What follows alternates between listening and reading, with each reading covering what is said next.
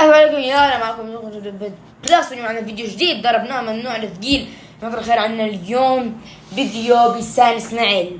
عندنا بلسان اسماعيل عملت اغنية جديدة بس معاها مين؟ اتحداكم تعرفون. خطيبها محمود لا، الشامي لا، السلاوي لا. مين؟ هذا الانسان اسمه فؤاد جنيد او جنيد. هاي اسمه كمان اللي بعرف ينطق اسمه معطيك الفليرة. المهم جزاك الخير. اليوم هذا حيكون الفيديو تبعنا. هنعمل ردة فعل اغنيتها الجديدة، بس قبل ما نعمل ردة فعل بدنا نجيب شغلة بس على السريع. يا بوي ها اللي ما بيشترك والله بزعل مني. اللي بزعل مني اللي بدك تزعل مني عن جد هسه، فاهم؟ فلا تشترك كومنت عشان شكرا جدا جدا جدا على الدعم بالفيديو اللي قبل اللي فات، فيديو الشامي. شكرا من القلب يا والله انكم، والله اني بحبكم يا والله اني بحب، والله انا راضي يا الله، والله شكرا. بس اوكي انا حاببني دعم المشاهدات بس مش حاببني دعم المتابعين. جماعه احنا جبنا فيديوهين فوق 400، يعني لو جمعناهم في فيديو جبنا 100 وفي فيديو جبنا 300 مدري 400 مدريش، وبس عندنا كم سكر 24 سكر. يا شيخ ايش دخل؟ فعندنا معادين من الاشتراك وانشر المقطع كثير عشان يشترك.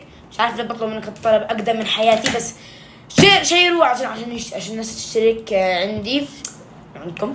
فاما بلش نشترك كومنت عشان يكون الفيديو تبعنا حلو، وزي الفيديو الشامي حيقيم على 4 اشياء: الصوت والموسيقى والتصوير والكلمات. الحمد لله اليوم ما ان شاء الله ما حننسى نقيمهم. فبس خلينا نبلش بنص الفيديو.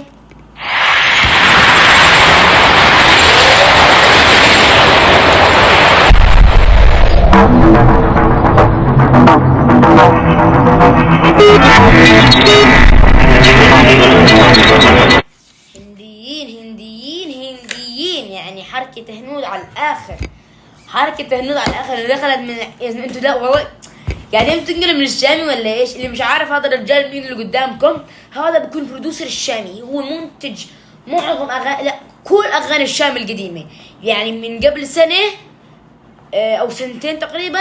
هذا كان شو اسمه منتج الشامي، واعتقد هسه بطل هو المنتج عشان هسه عنده شركة جديدة الشامي يشتغل معهم، بس شكله قلب عليه لان اللي مش عارف لسان في منافسة بينه وبين الشامي عشان هم اثنين مغنيين. ف بس كول على اللقطة بأول مقطع دنيا جميلة، فجأة بوم الو انا هون بيصير اسماعيل. ايش دخل؟ تقدر عاد تحطي لنا انتي هذا وقعت فجأة عملتوا اي شيء طبيعي، اما لا الدوري طبيعي. انا هون ايش فيه؟ ايش دخل؟ خلنا نكمل.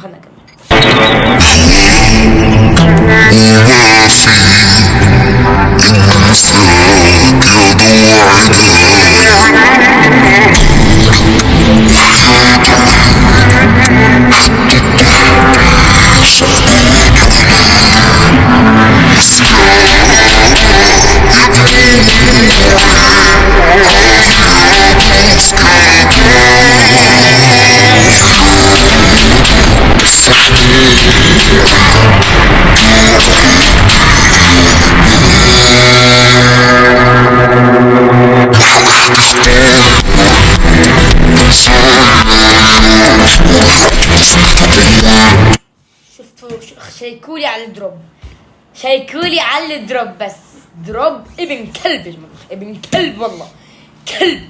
بس اللي مش ملاحظ انه هاي المرة طريقة جديدة. كل مرة بشوف بيصير تنزل اغنية بتكون هي المغنية وجايبة معها موديل، هسه جايب معها برودوسر. صراحة هذا البرودوسر صوته مش للدرجة، فحأثر جدا على الاغنية. فهم وبرضه شكولي بس على ملابس بيسال عمو ايش مالك؟ لا بس سأل عمو ايش مالك؟ لا واصبروا في لقطة تانية بعد هاي الدروب. لقطة تانية انا اول شيء ما حنقبش على الملابس عشان ملابسها مستورة، ما فيش غير هذا اللي فوق مش مبين زي ما انتم شايفين. بس لا لسه عند امك ليك لابسة يعني.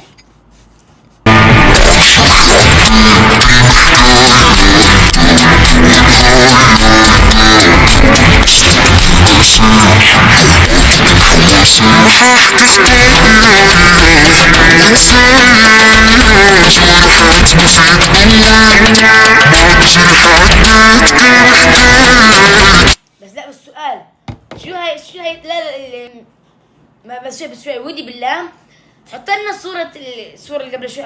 هاي بلا شو الصورة ماشيين انتوا الاثنين على جي كلاس ولا شو اسمه؟ لا ما ادري، واحدة زرقاء واحدة سوداء. طب تسرعوا شوي. لا بطيئين حتى. لا بسؤال بعتقد اخر مرة الناس صاروا يجيبوا سيارات باغانيهم هاي قبل التسعينات. بصراحة يعني.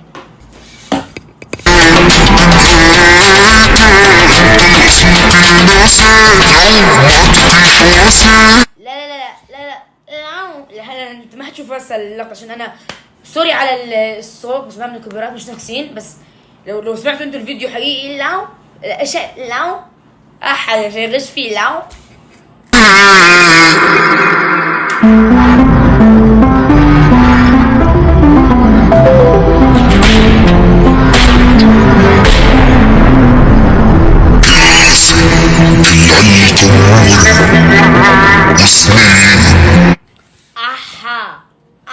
يا شيخ. الو ايش فيه؟ هلا سيبكم من الملابس، نركز على شغله واحده. بعرف انا اللي بعرفه، مش عارف اذا انا جاهل ولا لا، انه الاولاد ازرق والبنات البنات سوري بينك. متى صارت الاولاد ازرق والبنات احمر؟ لا دقيقه، بعرف انه احمر قلب. الو ايش فيه؟ تمام، هذا اللي بعرفه انا. بس يعني برضه سؤال، يعني شو هاللبس وحياة امك؟ شو هاللبس يعني؟ شو هاللبس وحياة امك يا شيخ؟ لو لبست لي اسود ما انت باحمر، ما انت لا منطقيا، ما انت باكرة حمراء.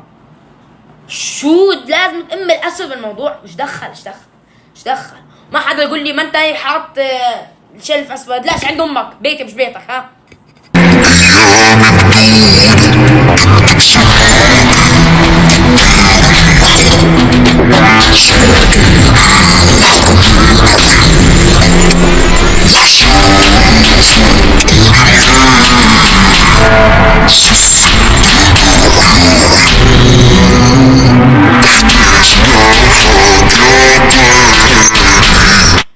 هسه هي اللي انا شايفه انه في سما هون، انه سما هون وسما هون، بعدين في باب بوديك جوه ربنا. تمام بس ايش دخل يعني؟ ايش دخل عمي؟ والله ما امه دخل بالموضوع. والله انا يعني انت خليكي بالتيك توك، خليكي بالسناب شات، خليكي مع زوجك بدل خطيبك. ما انت اوكي صوتك حلو، بس مش كل واحد صوته حلو بده يجنن امنا باغانيه. ترى هي بتنزل اغنيه كل شهر، والله كل شهرين بتنزل اغنيه. فهمني صوتك حلو، اكسبنا فهمني صوتك حلو، بس مش لهالدرجه يعني، مش لهالدرجه. عصبت انا خلاص. هدي تشيل شو ما مش مي هذا مش مي، بس هي مش مي. ايش اللي لقيت قدامي؟ هذا عصير الفراوله. لا عصير تفاح. شكتولها. خلنا نكمل.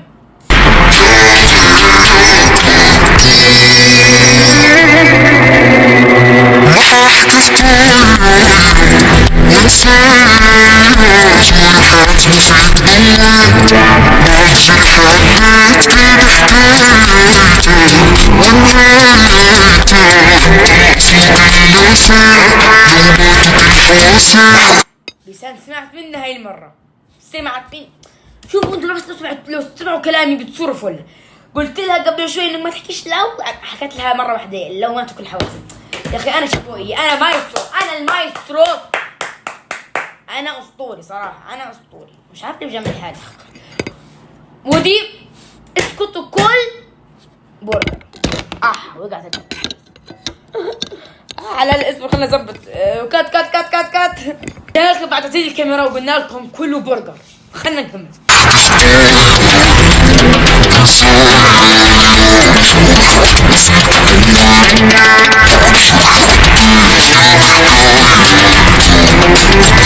لا بس السؤال هو ليه في ميه على رجليكم؟ اوكي هنا في كلاود، هنا كلاود، وبعدين في باب تروح نضربنا فيها لو طلعت منه. بس ليه في ميه؟ ايش السطب هذا اللي معفن؟ بيسان اسمعي بالله عليك يرجع يصور عند الطبيعه.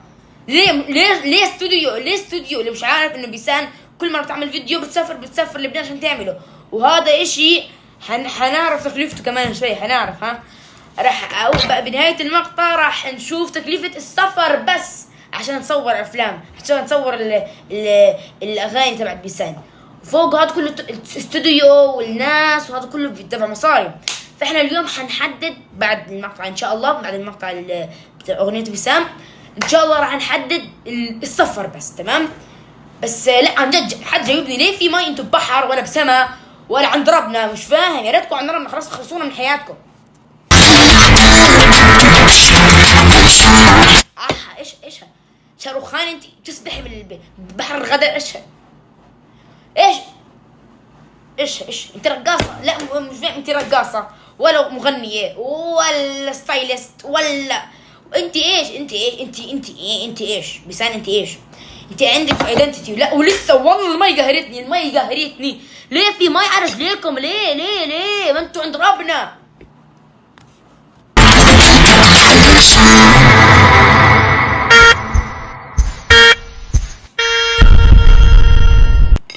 خلص مقطع الفيديو ولسه رجعتوا وعملتوا الهندية وطلعتوا من عينه. يعني دقيقة الفيديو كليب هذا كله من عينه. مش هيطلع بشعره، هي بعينه اليسار مدري اليمين، مش هيطلع بعينه الثانية. والله بعينه الثانية يمكن قصة حياتهم ولا ايش، والله ماني عارف. حان وقت معرفة السفر لدبي، من دبي للبنان كم بيكون تكلفته. طيب طلعني هان الاسعار. طيب اوكي، اول شي طلعنا فلاي ايميريتس. ايميريتس اكيد حتاخذ، ما حتاخذ شركات تانية. فلاي ايميريتس طلع لي انه السفرة الوحدة انا حاسب ريال سعودي، وريال سعودي اصلا نفس الدرهم، حوالي 1900. تمام؟ 1900 ريال سعودي. تمام؟ هي من 4 ل 5 ساعات. تمام؟ وهي كم مرة سافرت؟ خلينا نحسبها. نروح على أغانيها، نكتب بسان إسماعيل. أوكي، عندنا أغنية، ترى هي هون برضو سافرت على لبنان بهاي الأغنية. فعندنا أول شيء لا بسان ميوزك.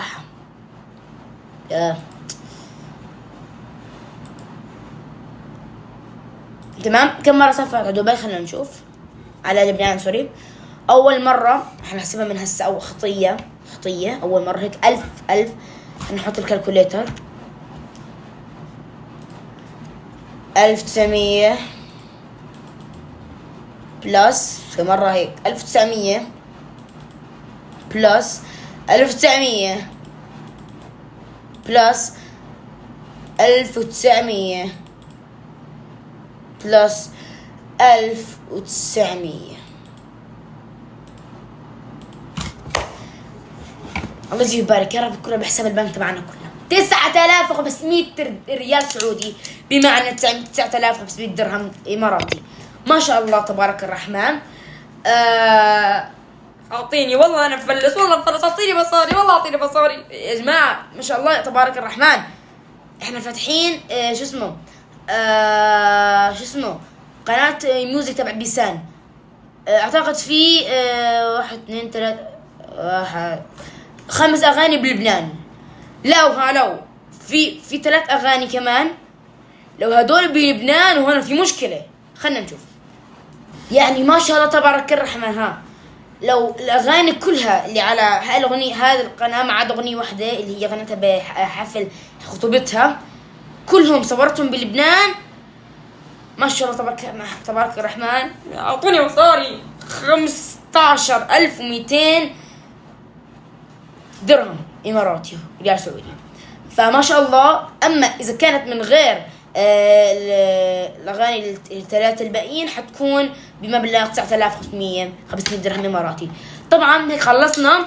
فيعني انتم فاهمين، اذا السفر لحاله كله بكلف هذا المبلغ، الاغنيه والمودلز والممنتجين والكذا كم حيكون.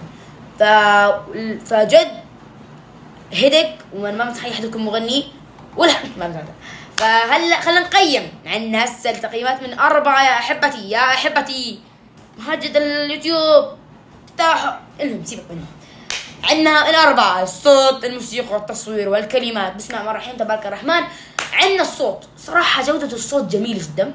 مش الصوت تبعي، صوت دائما بحكي لكم مش الصوت تبعي، صوت الأغنية الأصلية. ما شاء الله تبارك الرحمن جميلة. بعطيها 6.5 من 10. فيها كويس. الموسيقى جدا حلوة. الموسيقى يمكن تكون 8.5. التصوير جميل، بس غلطة شو اسمه البداية، وفي في 3 غلطات تقريبا. غلطة الزوم اوت، بعدين زوم ان على لسان او وجهها، بعدين زوم اوت، زوم ان على الأغنية، على عينه، بعدين زوم اوت من عينه. في 3 أغلاط. 7 من 10 التصوير. عندنا آخر واحد: الكلمات كتير حلوة، بعطيها 9.5 من 10. جدا حلوة فالأغنية. وصراحة الثمنيل تبع الأغاني تبعتها جدا جميلة. إذا بدكم يعني أعمل آد للثمنيلز تقييمهم يعني حيكونوا 5 بدل 4. فبرضه بالكومنتات عشان الثمنيلز تبعت بلسان جدا حلوة، فحرام ما نقيم عليها. فبس هذا كان الفيديو معنا اليوم. لايك سبسكرايب كومنت، وكان معكم مودي قناة تدعي بيت بلس. هذا كان الفيديو معنا اليوم، ان شاء الله عجبكم. وصار لا واللي ما عمل سبسكرايب بعلن اعتزال يا جماعة الخير.